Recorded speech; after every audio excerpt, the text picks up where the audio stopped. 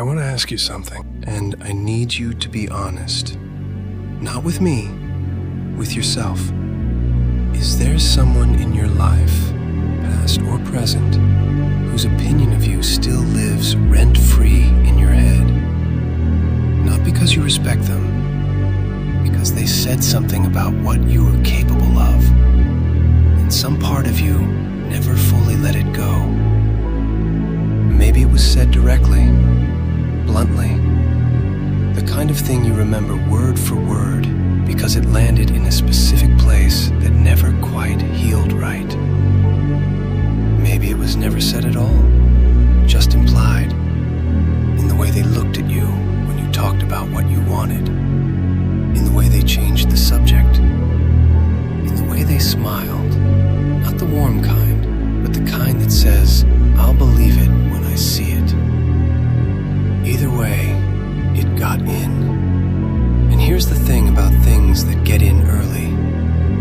They don't stay where they landed. They move. They find their way into the moments you're about to try something. The moments you're standing at the edge of something that matters, and something in you hesitates. Not because you're not ready, not because the risk isn't worth it, but because that voice shows up. Quiet, familiar, wearing the face of someone who is supposed to be in your corner.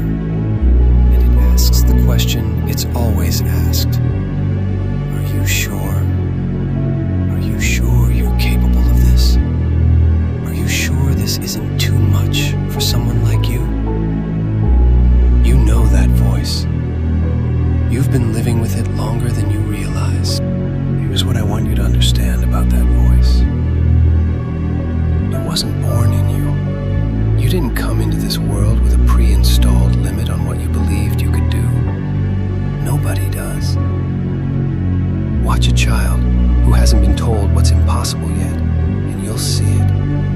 That complete, irrational, beautiful confidence of someone who hasn't been measured yet.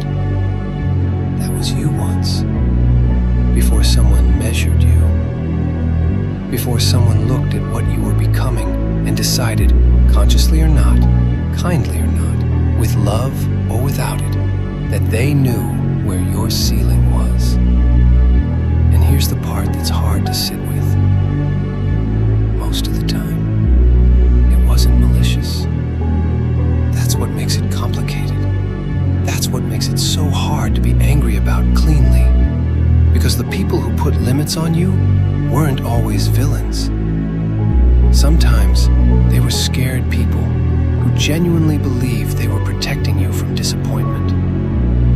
Sometimes they were people who'd already made peace with their own ceiling and couldn't conceive of someone in their world breaking through it. Sometimes they just didn't know any better.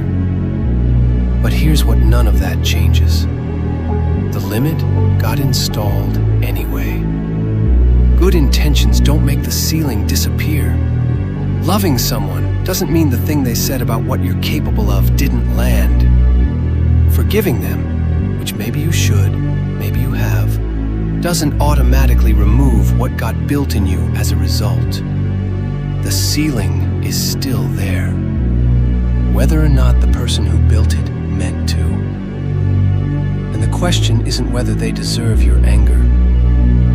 The question is what you're going to do about the structure they left behind. I spent a long time trying to figure out why I trained the way I did. Not the surface answer, not the one that sounds clean in a sentence. The real answer.